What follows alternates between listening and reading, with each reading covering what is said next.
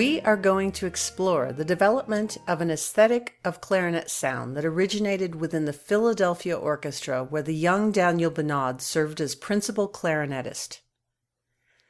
This sound concept continues to flourish in many of our best orchestras. It is relevant today because it's a flexible approach to sound that allows the clarinetist to blend within the texture of the modern orchestra, while also being able to come out as soloists through vibrant, colorful tonal qualities. It's all about vibrations and overtones.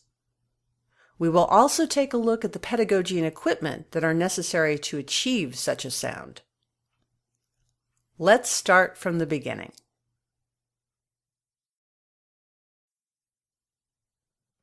A lot of people remember Leopold Stokowski as the conductor who shook Mickey Mouse's hand in the movie Fantasia. And yes, London-born Stokowski talked with a fake Polish accent, had an affair with Greta Garbo, and married Gloria Vanderbilt, 42 years his junior. But what's really important is how Stokowski transformed the Philadelphia Orchestra into the world's greatest orchestra and created the best orchestral recordings of his time. Stokowski had a huge influence on what became the American school of clarinet playing. The instruments, mouthpieces, ligatures, and reeds that clarinetists obsess over and collect incessantly, if you're like me, many of these products have originated or were influenced by the tonal concept for which Stokowski was the catalyst. In 1912, Stokowski became conductor of the Philadelphia Orchestra. At that time, the orchestra was made up almost entirely of German musicians who were used to rehearsals being conducted in German. Stokowski stopped that, and as was the power of music directors of his time, he put all of his players on annually renewable contracts, and he had the power to fire anyone immediately. And he did. By replacing less receptive players with those able and willing to meet his expectations, he built a world-class orchestra that instinctively responded to his directions. Stokowski's commitment to the education of music students at the Curtis Institute enabled him to draw young musicians into his orchestra who were trained by his own principal players. He demanded the utmost inflexibility in his players, and he expected his musicians to be able to double parts of others instantly by ear. The Philadelphia Orchestra's hall was the Academy of Music, which was modeled after La Scala Opera House in Milan. Its acoustics were acknowledged to be dry and not naturally flattering to orchestras. Much of the creation of the Philadelphia sound was prompted by meeting the challenge of this hall. Stokowski worked toward greater mellowness and warmth by building the sound up from the bottom. He made attacks and releases longer, and he had sections continuously bow and blow to achieve a fuller sound. String players bowed differently from each other, and wind players took breaths in different places. These techniques helped to fill up the Academy's space with a rich, warm, and continuous sonority, which became the most easily identifiable trait of the Philadelphia sound. Principal oboist Marcel Tabateau tuned the Philadelphia Orchestra to A438, which also helped the orchestra to achieve a mellower sound. Other American orchestras of the time tuned to 442 or even 445. Stokowski experimented constantly with seating arrangements, and he was particularly creative with this and other changes in recording sessions. He used electronic enhancements and the acoustic reflector, which was his own invention. He worked closely with the Victor Recording Company, and he was the first to record a complete symphony with electronic recording equipment. The Philadelphia Orchestra was also first to make symphonic recordings in stereo, and Stokowski worked extensively with Bell Lab engineers in the 30s to improve recording techniques, often recording orchestra members during rehearsals and performances without their knowledge. Because Stokowski understood recording so well, he was the only conductor who didn't need engineers to make adjustments. His goal became not only to produce recordings that equaled live performances, but to surpass the original. With the exception of the bassoonist, Stokowski filled his entire woodwind section with French and French-trained players. His preference for French woodwind players was not unique, since French-schooled woodwind players trained by the likes of Taffanel, Gillet, and Rose were considered the best in the world. Philadelphia orchestra woodwind players were the first in this country to modify their sounds and styles into a unified concept.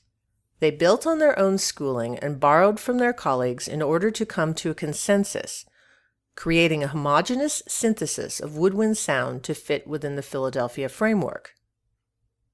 They integrated the tonal characteristics from their respective schools of playing to such a degree that when the Philadelphia Orchestra later toured Europe, French critics thought the woodwinds sounded German, and German critics labeled the woodwinds sound French. After hearing a Philadelphia Orchestra recording from the 20s in 1950, Bonade said that no orchestra had ever played with such warm and sensuous sound as Stokowski's Philadelphia Orchestra at that time, and he remembered some performances that he felt could never be surpassed.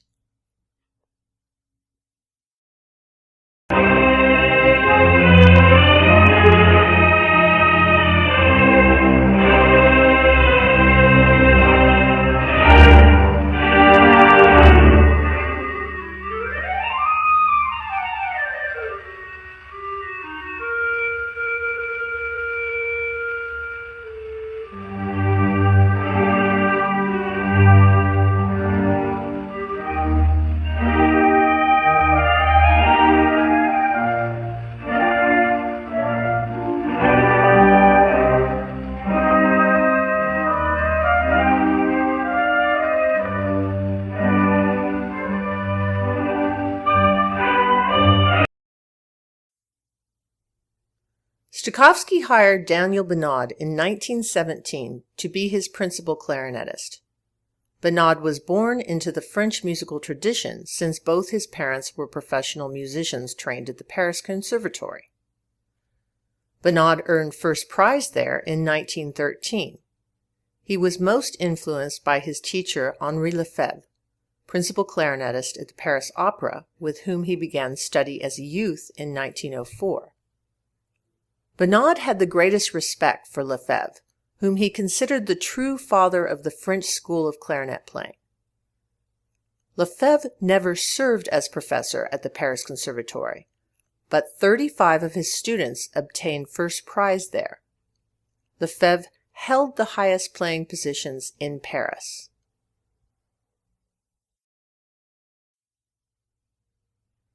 Lefebvre's teacher was the legendary Cyril Rose, who also had been first clarinetist of the Paris Opera.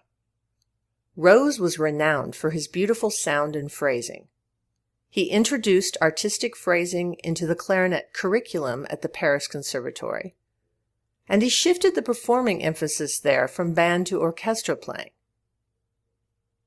Since Rose considered Lefebvre his best pupil, and Bonade attributed the great part of his education to Lefebvre, it is essentially Rose's method of clarinet playing, stressing beauty of sound and phrasing above all else, which Bonade brought to the United States.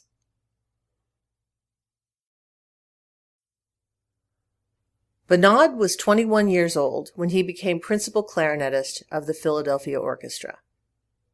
Through his association with the orchestra, he became the first clarinet teacher at the Curtis Institute of Music.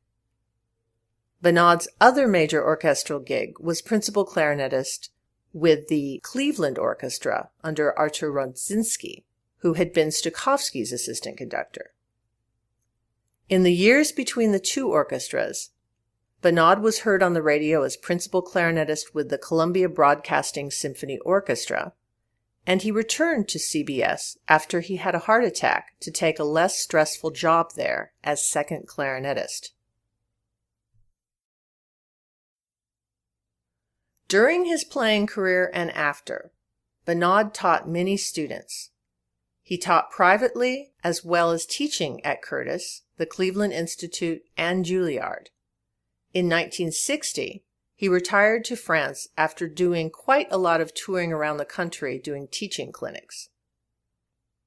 Since he trained so many fine players, Bonade's influence on clarinet playing in the United States was enormous. By the 70s, about 25 of his pupils were principal clarinetists simultaneously, including those in major orchestras in New York, Philadelphia, Washington, Pittsburgh, Cleveland, Chicago, San Francisco, Seattle, San Antonio, Dallas, and St. Louis. A survey of American professional clarinetists at that time revealed that Bonade was at the top of the list of principal teachers with whom they had studied. Bonade's students Bernard Portnoy, Robert Marcellus, and Anthony Gigliotti also placed near the top of this survey. After Bonade came to Philadelphia, he became good friends with Marcel Tabiteau, the orchestra's principal oboist who had also been trained at the Paris Conservatory. Their close friendship would last a lifetime, and Tabiteau would become the legendary teacher of generations of orchestral players at Curtis. Bernard Portnoy considered Tabiteau more important to his success as a clarinet player than Bonade. French musicians such as Bonade and Tabiteau in the first part of the 20th century were used to a very different type of orchestra than they found here. French orchestras cultivated a sound with much less volume. Stokowski hired bassoonists who played German rather than French bassoons, and the more powerful German bassoon was a critical factor in the development of the sound by the orchestra's French woodwind players, as was the presence of the German-style French horn. French brass instruments are physically smaller than the German instruments used in American orchestras, and the French brass instruments tend to blend much easier with French woodwinds. The French horn of France cannot match the volume of the German-designed French horn. The problem of blending between the two schools of playing is probably the reason the Philadelphia Orchestra woodwind quintet of Bonade's tenure included English hornist Joseph Wolff rather than a French hornist. Bonade, Tabiteau, and the other French players had to modify their light French school sounds to blend with the sounds of German bassoons, German brass instruments, and lush-sounding strings. They did this by changing how they directed air into their instruments and through adjustments and sometimes major changes to equipment. In order to compete and blend with German instruments, Bonade applied the principle that a sound with lots of vibrations and core carries more than a heavy, wide, and diffused tone. Science supports this conclusion, since tonal definition, or what we call center or core in the sound, is achieved by strength in lower partials. A spread tone lacks energy in these lower partials, resulting in decreased projection. A clarinet sound with a strong core does not sound refined at close range. Bonade told his students that it is not important what one sounds like up close, because the audience hears a completely different sound.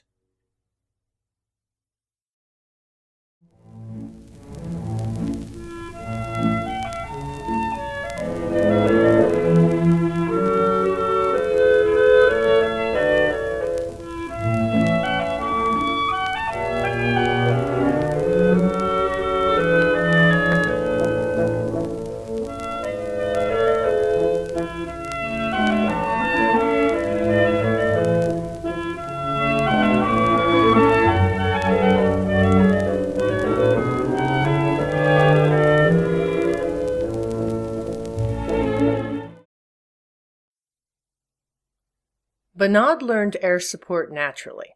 probably from his mother, who was an opera singer. Bonade taught very little about breathing and air support to his students. He reacted in surprise when his student Russell Landgrab returned from studying breathing one summer with Gigliotti. He responded to Landgrab, "What? They have to teach you how to breathe?" Bonade did stress the need to breathe from down low by expanding outward to fill the lungs from the bottom without lifting the shoulders. Wind power was an essential element of Bonade's sound production. This intense air support depends on the combination of efficient breath support and focus of the air within the oral cavity. In order to practice this, Bonade advocated an exercise that we'll hear Marcel Tabito explain to us. Control of the wind is the important element.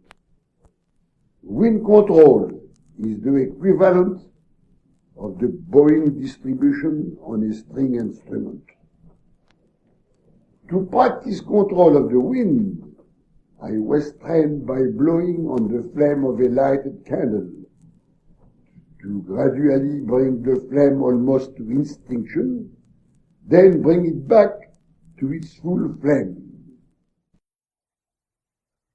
Robert Marcellus emphasized that the sensation of blowing into the clarinet should feel free and unconstrained. He described it as sort of a homogeneous feeling from the trunk of the body all the way through the bell of the clarinet. One more point.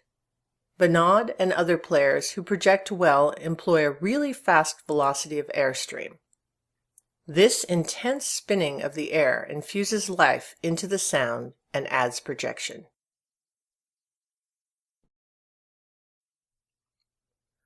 Bonade advocated single-lip embouchure for most of his students. He demonstrated that he could obtain the same sound regardless of whether he was playing single-lip or double-lip embouchure.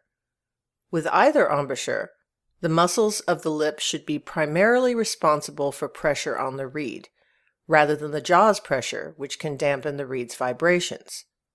Bonade stressed that the angle of the clarinet in the mouth be less than 45 degrees from the body. This angle helps the clarinetist to ensure that the upper and lower lips are not directly opposing each other. Opposing jaw pressure creates undue tension on the reed, resulting in loss of vibrations and flexibility. My teacher Bonade, my first lesson, said, stand naturally. Okay? Stand naturally. Bring your foot in and play. Not like this. Like this. Something just less than a 45-degree angle. I tell you, the security of that kind of playing is enormous. And I always think that the tone is much too variable and not always beautiful when it's played like this. Now, this may seem correct as opposed to this. Fine. This is incorrect, fair. All right. So is this. This is proper. Bonade taught his students to position the lower lip as far down on the reed as is comfortable. He told his student Iggy Janusa that about half of the reed should vibrate within the mouth. Taking a great amount of reed into the mouth was probably the most significant change Bonade made to his own embouchure to modify his sound. Marcellus said that this produced a more beautiful sound, since a greater part of the reed is not inhibited in its vibration by the lip. Marcellus said, the more lip you take in, the more vibrating reed surface you have inside the mouth, and the farther down you are to the middle of the reed. This way you can play all day without bending the reed. Portnoy came to Bonade after learning an Italian-style embouchure with very tight muscles on the side that stretch the lower lip. Bonade encouraged him to bring his lips into a more relaxed position akin to sucking one's thumb, cupping the lips rather than drawing them back. Bonade had Portnoy think forward with his embouchure to the point where Portnoy felt as though the clarinet was about to fall out of his mouth. A forward or inward focusing of the lips is typical of the embouchures of many of Bonade's students. There are no lips in the world that can be strong enough or constant enough or placed well, solidly. There's just not that much fiber in this much flesh. So what you need to do is to, you can look at it in, we tell the little kids, point the chin, put the dimple in the chin, blow through the straw with the dimple in your chin, so did you get something besides? So, all right, how do we do that? Very simple. Just by trying to do this. Yeah, right. And that gives a tremendous architectural touches, to the lips. It's like an implantation of a little surgical steel triangle, a little steel plate. And then all of a sudden you learn to play like a ventriloquist. You just don't move your lips at all your phone. And you get every note that you want. So that you can just like that without moving your lips. Bonade was able to get a fuller sound on softer reeds than others because he was a big man with a big mouth who could get a lot of reed in there. Not everyone was able to copy him. He understood this, and he did not teach the same embouchure to every student. In his writings, Bonade often preached the virtues of a flexible embouchure. He explained that a clarinetist with a flexible embouchure is able to adjust intonation in register changes, dynamic changes, and ensemble playing. A flexible embouchure also gives one the ability to change dynamic levels and tone colors instantly, from a concentrated tone for solo playing to a transparent sound for playing under others. Bonade's conception of a flexible embouchure was described by Russell Landgrab thus: there was no biting. The tone sounds best just before the reed goes out of control. You are relaxed as possible, just on the verge of going out of control, which is not a danger because you can feel that. If you go towards tightening up, you have the danger of choking or squeaking. The reed vibrates best without biting. It is more like singing, to use the reed like a vocal cord. Bonade's method of stopping a student from using excess jaw pressure on the reed was to give that student a very soft reed. This forced the student to use minimal pressure because that was the only way to get any sound on such a reed. Brian Hermanson of the Reed Project made me boxes of 10 special soft reeds for students who are learning not to bite. We call them no-bite reeds. Each of the reeds in the box has been designed to address different notes and intervals, and if you use these reeds daily and correctly, they really can help you develop embouchure strength. The oral cavity is the space within the mouth and throat, and the act of changing the oral cavity is called voicing. Changes in tongue position affect the placement of the air as well as the speed of the air through an increase or decrease of the volume within the oral cavity. In this way, a clarinetist can alter voicing to produce a myriad of tonal colors. Subtle changes in tongue position can also help to change pitch and ease movement between the registers. Although Bonade did not write about or teach voicing in detail, he did advise clarinetists to aim the airstream directly into the clarinet rather than into the lower lip. Many of his students advocate raising the middle or front of the tongue.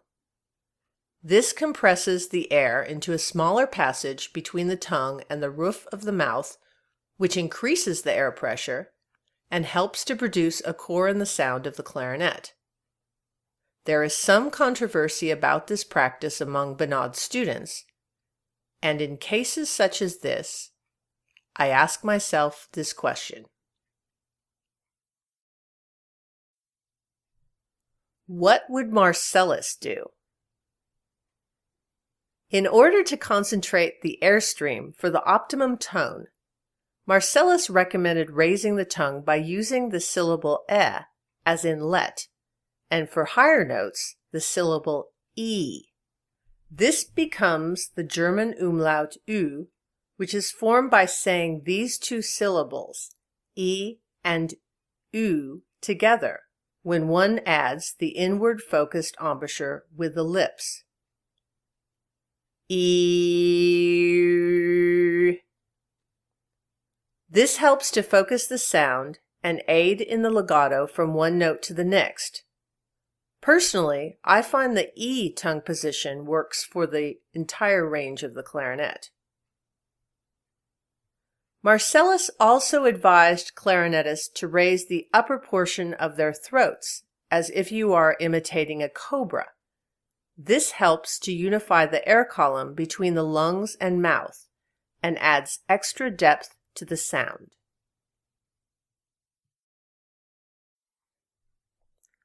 Bonade inherited Rose's clarinets after Lefebvre died in 1923, and he played them most of his career.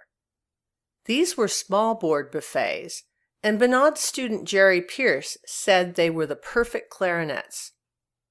The A spoke just like the B-flat. Lee Gibson said that the small bore helped intonation. Most of Bonade's students had to play the out-of-tune large-bored clarinets that Buffet produced from the mid-20s through the 40s. In 1950, Buffet introduced the R13, a clarinet of polycylindrical design that combined the advantages of a smaller bore and the mellower sound of the larger bore. The reverse taper in the upper joint, where the bore gets smaller as you go down the bore, added resonance and breadth to the sound, lowered the sharp third register pitches, and improved the clarity of the throat tones. Bonade's students and other Americans were quick to embrace the Buffet R13 clarinet, but most did not simply play Buffet clarinets straight from the factory. In many cases, clarinets were highly customized.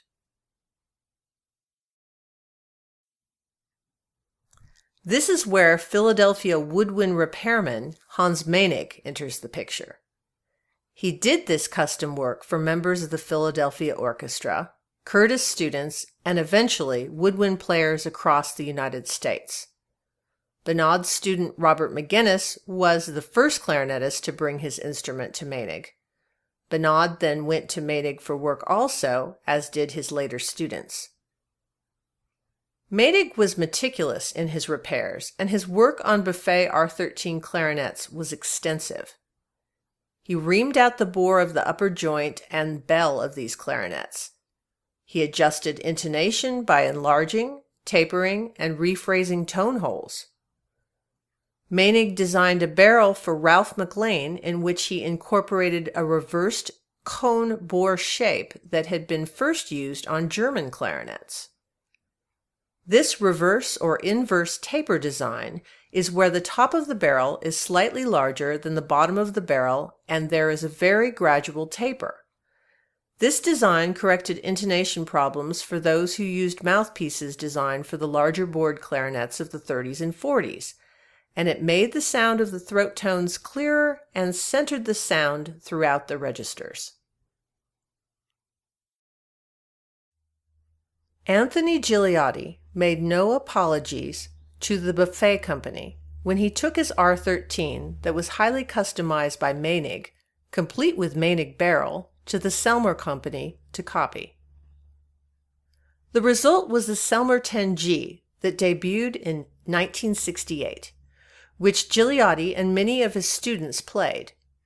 The reverse cone shape of this clarinet was so successful, all Selmer clarinets have adopted the reversed cone-shaped bore. Today, most American clarinetists play the R13 and the models by Buffet and others that are based on the R13. By the way, the Tosca, which is Buffet's high-end clarinet, has a slightly smaller bore than the R13. So you can see, at least in the case of the Tosca, a trend back in the direction of the smaller bore. Inverse taper barrels absolutely improve the clarinet, and is one more thing that American clarinetists must add to our shopping list when we purchase a new instrument.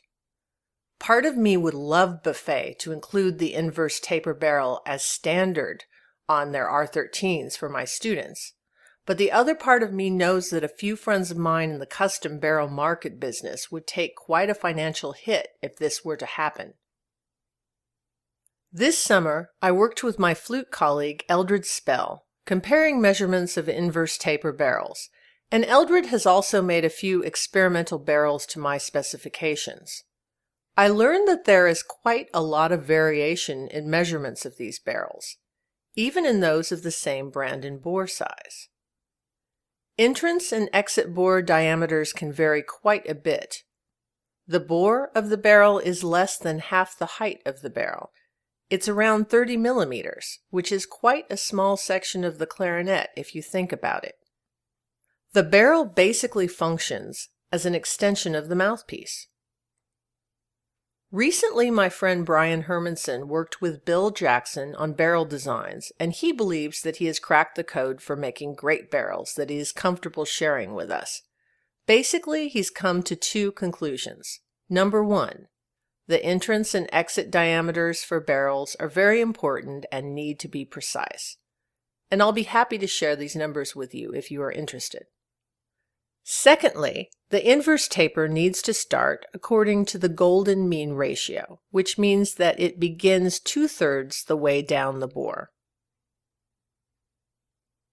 On to the mouthpiece, which is the one piece of equipment that Bonade students and their students' students and clarinetists in general are most obsessed about.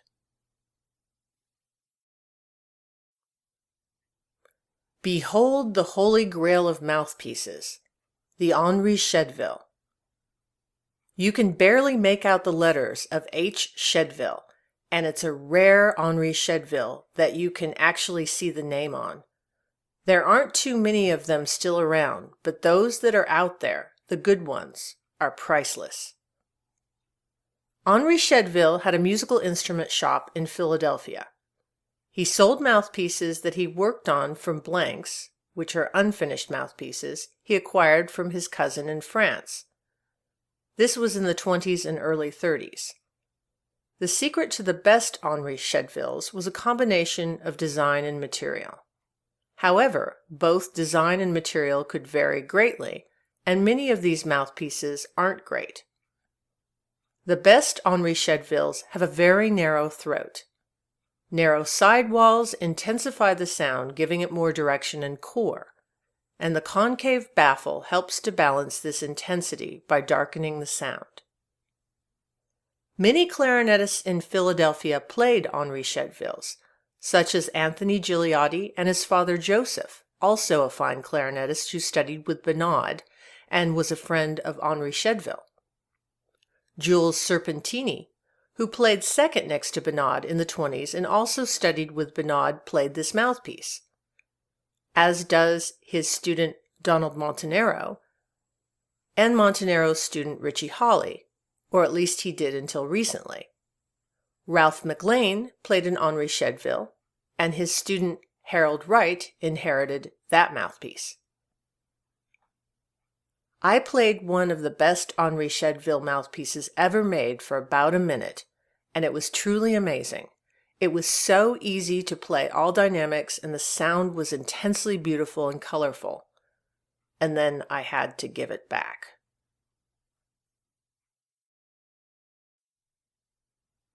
In general, mouthpiece designers in the United States incorporated German elements into their mouthpiece design, which helped to increase projection, reed flexibility, or mellowness of sound. German design elements include a more concave baffle, a tendency toward narrow or slightly angling sidewalls, and a slight concavity to the table and longer facings. Mouthpiece design is very complex. With mouthpieces, the inner shape is the strongest determinant of sound, but both inside and outside work in combination to produce different qualities. In addition to these factors, material composition and manufacturing techniques, which have varied considerably over the years, are significant to the sound and feel of the mouthpiece. Bonade played a Chedeville mouthpiece, but not an Henri Chedeville. And although Henri's shop address appears in Bonade's address book in 1917, he doesn't appear to have had anything to do with these Philadelphia mouthpieces.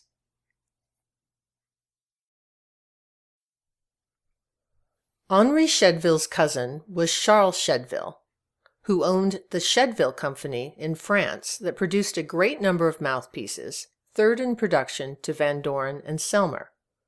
The Chedeville Company was taken over by A. Lalande around 1947. I've been told that Lalande probably worked for Chedeville and then took the business over. The Chedeville Company supplied blanks to several mouthpiece makers around the world. Many French clarinet manufacturers, such as Buffet, Quinon, Bettany, and Robert, issued their clarinets with Chedeville-made mouthpieces. During the 50s, Bonade marketed two mouthpieces, the Melior and Bonade. Marcellus found one very fine Melior, which he used until it broke. He described this mouthpiece as 1 in 100. Other Bonade students were not so lucky with Bonade's mouthpieces, and most preferred playing on other mouthpieces. It appears that Bonade purchased his Melior and Bonade mouthpieces from Chedeville Lalande. Vintage Chedeville and Lalande mouthpieces are very sought after these days, and in the hands of an excellent mouthpiece craftsman, many can be made to play quite well. The other highly prized vintage mouthpieces are those that were made by cousins, both named Frank Casper, who originally made mouthpieces for the Goldbeck Company in Chicago. The older cousin was Frank L. Casper, who retired to Ann Arbor and made mouthpieces under his own name. The younger cousin, Frank Casper of Chicago, and later the Chicago suburb of Cicero, had his own mouthpiece business, and his mouthpieces were what Robert Marcellus eventually played, loved, and sounded amazing on. Marcellus used to say to his students that Chedevilles are the blue bloods of the mouthpiece family, but the Casper is a working man's mouthpiece.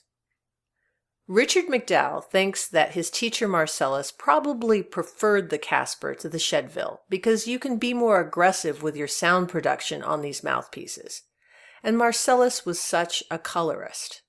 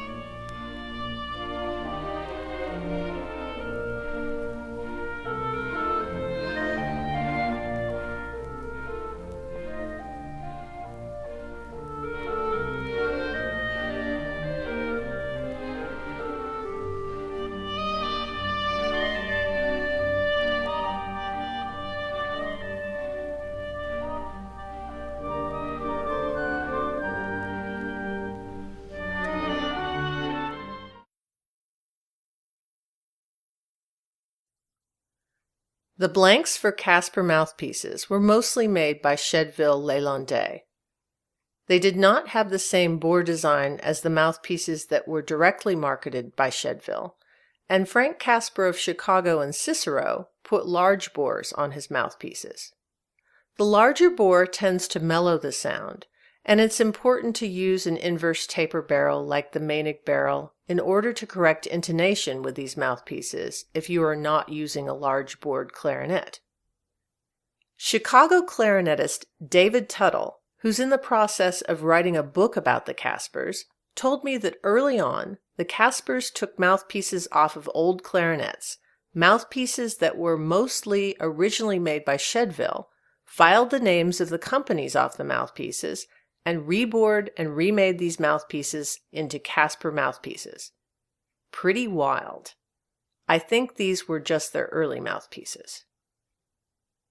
Casper mouthpieces were tighter at the top than other mouthpieces, and they featured a concave baffle and a concave table. The concave table helped to add more flexibility for the reed. Ann Arbor Casper tip openings were fairly close, and the Cicero Caspers were more open, but not nearly as open as the facings which became popular in the United States later. During the 70s and 80s, many clarinetists flattened the once concave tables of Caspers and opened and lengthened their facings. Both Caspers hand-bored their mouthpieces to suit the facings when voicing their mouthpieces, so different facings destroyed these voicings. Casper mouthpieces haven't been made since the early 1970s, but there still are a few good Caspers floating around and many people who still play them. Anthony Giliotti used his Henri Shedville as the prototype for his Giliotti mouthpiece, which has a very deep chamber, narrow sidewalls, and a deep concave baffle. Giliotti tried to emulate the rubber of the old Shedville, but he wasn't able to replicate it to a high degree since his mouthpieces are molded rather than milled. Bernard Portnoy played on a stock buffet mouthpiece through his first years as principal clarinetist with the Philadelphia Orchestra. He experimented with different facings and mouthpieces for years, working with several mouthpiece experts to find and design a mouthpiece with a resistance that was comfortable and that could also project. The B. Portnoy mouthpiece that he produced with the Babbitt Company took years of work to develop. They had particular problems getting the slight concavity of the mouthpiece table just right. The concavity adds flexibility to the reed so that it can vibrate properly. Of all the Babbitt mouthpieces, the Portnoy has retained a decent following throughout the years, and some of the best players in England are playing them.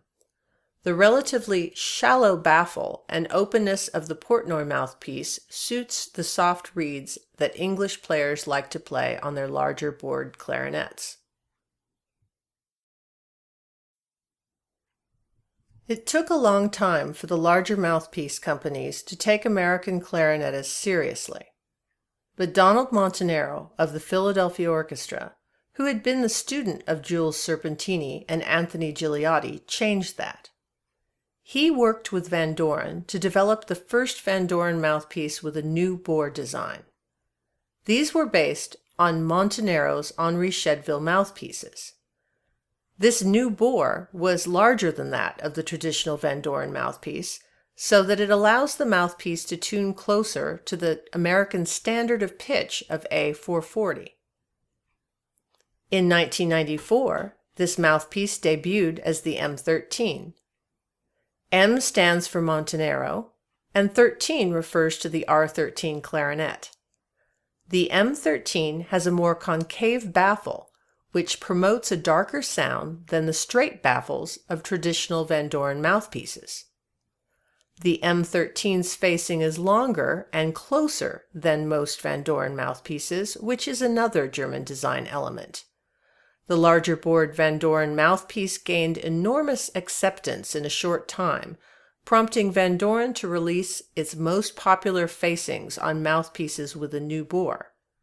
Since then, Van Doren has continued to bring out mouthpieces that use this bore, such as the popular M30, and prominent clarinetists like John Manasseh and Greg Radin perform on mouthpieces from this series. There are a lot of mouthpieces that have been developed over the years that mimic the style of the Shedvilles and Caspers, and several of Bonade's students and their students have been instrumental in these efforts. Some of the best are the more recent designs, like those of Brad Bain's vintage collection, that strive to replicate both the material composition of the rubber and the manufacturing process of the old mouthpieces.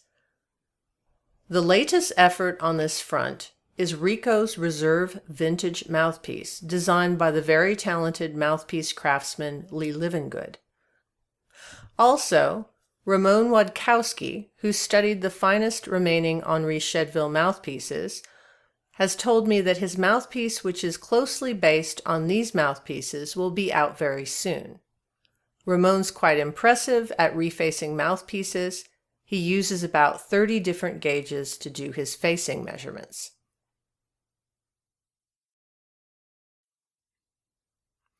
Just as Tabito had to redesign his oboe reeds to get the sound that Stokowski required from him in the Philadelphia Orchestra, Bonade had to learn to expertly adjust his reeds in order to play perfect attacks and legato for Stokowski. Sophisticated reed working skills are essential to achieving this tonal concept. A good reed's essential characteristics include cane that vibrates well, a well-built heart, a vibrant tip, and being balanced from side to side. Bonade was the first clarinetist in America to write about reeds in more than a cursory manner. His method of reed balancing is covered in his Clarinetist Compendium. In his regular column for Symphony magazine, Bonade wrote, "A good reed is designed to be played, not to be squeezed, mauled, and tortured.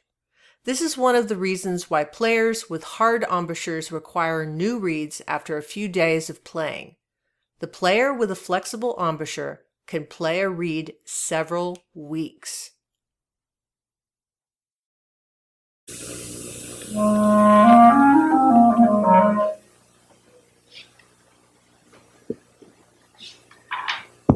really hate to be intimidated by a piece of cane.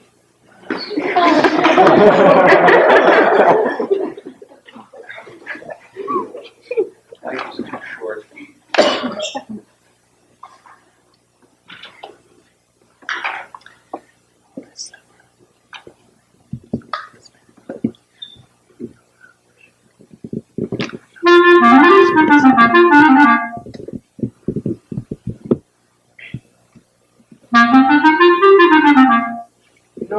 Reed fixing with all of its, well, Mr. Brody said the other day, he said, the older I get, the less I know about reeds, which is a kind of an inverse way of putting something.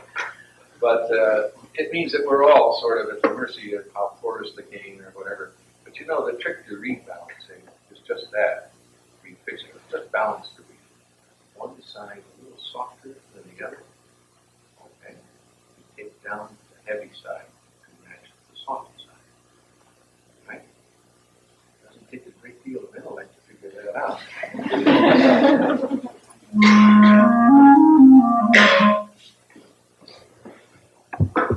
This is a Vandora.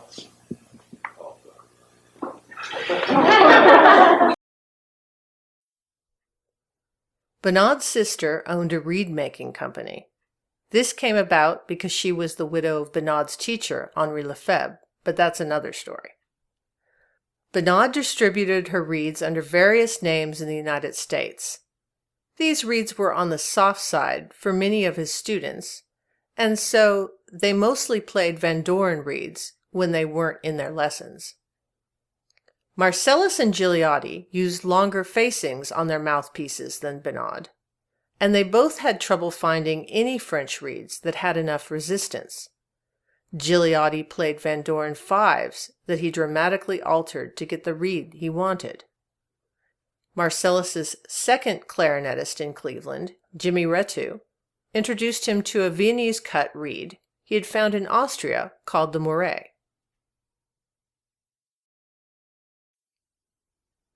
Moret reeds all had thicker heels than the French reeds, and the width of the reeds was narrower. The first Moret Marcellus played convinced him that it was better than any other commercial reed he had ever tried.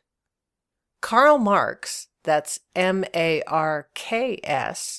a Marcellus student who owned a music store in Pennsylvania, distributed these reeds in the United States, and Marcellus played these reeds for the rest of his career. According to his student Greg Smith, Marcellus corresponded indirectly through Karl Marx to the reed maker on what he wanted, so that he was able to influence reed design. Marcellus's students continued to play mouets through the late 80s when the maker stopped making them, and he apparently destroyed his reed-making machine. Mouets could be excellent reeds, but they were often very different from each other, and they were not consistent in quality. However, the quality of the cane in mouret reeds was superior, very vibrant with a beautiful consistent grain structure. Several reeds have promised to resurrect the mouret reed. Both the Gonzalez FOF, which I like, and the Gonzalez GD that I haven't tried, have been advertised at different times as being based on the mouret reed. Brian Hermanson of the Reed Project developed 2 interpretations of the mouret reed, and these are the reeds that I'm currently playing. Of course, trying to duplicate the mouret cane is another matter.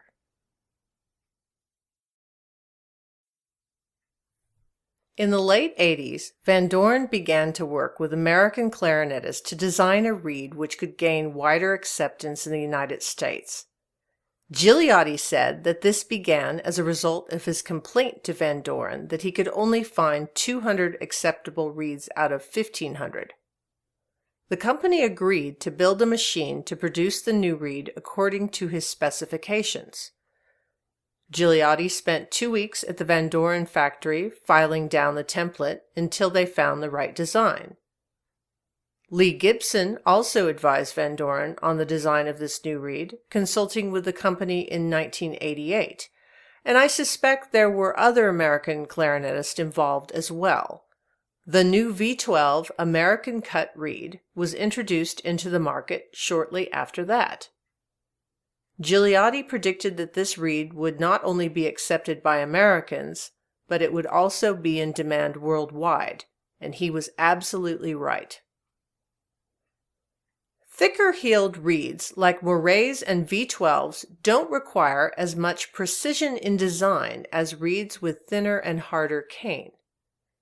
Contrary to popular opinion, you can build a reed from very thin, dense cane and get a strong, vibrant sound out of it.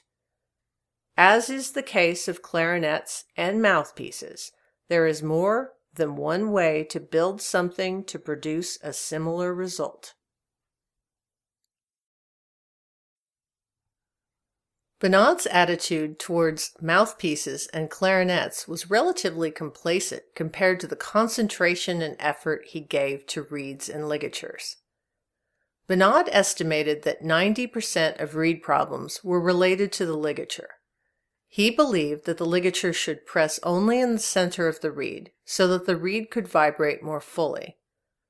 To accomplish this, he recommended that clarinetists use screwdrivers to pry their ligatures away from the sides of their reeds. Bonade eventually put a ligature out on the market to solve these issues. The Bonade ligature is similar in appearance to the traditional French metal ligature, except that it has 2 thin rails under the screws which serve as contact points for the reed and raise the ligature so that it doesn't touch the sides of the reed. It became widely popular, and a survey of American symphony clarinetists in the 70s revealed that the majority of them used the Bonade ligature. Even today, with many ligatures on the market, the Bonade ligature, in both its original and inverted form, is extremely popular. The Bonade ligature did not always solve the problem of binding to the sides of the reed, however, and Bonade continued to adjust the sides of his ligatures with a screwdriver in students' lessons. Portnoy eventually decided to invent his own ligature to remedy this problem.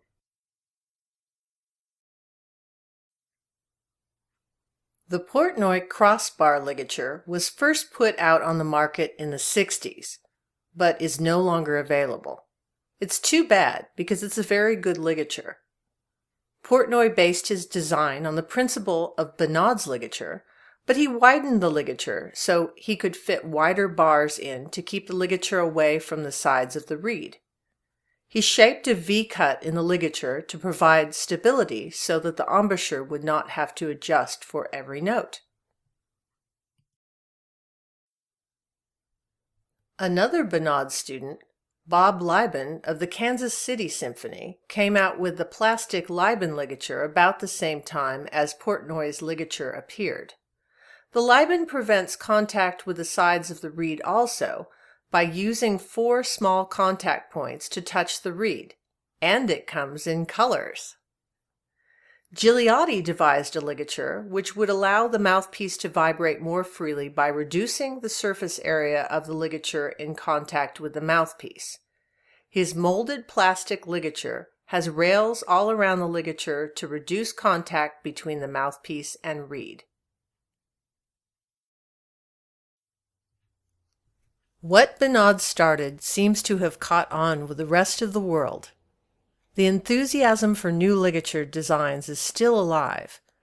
Most of the newer ligatures are meant to do what Bonade's original purpose was, to allow the reed to vibrate more freely, and in my opinion, the best ones do so without contacting the sides of the reed.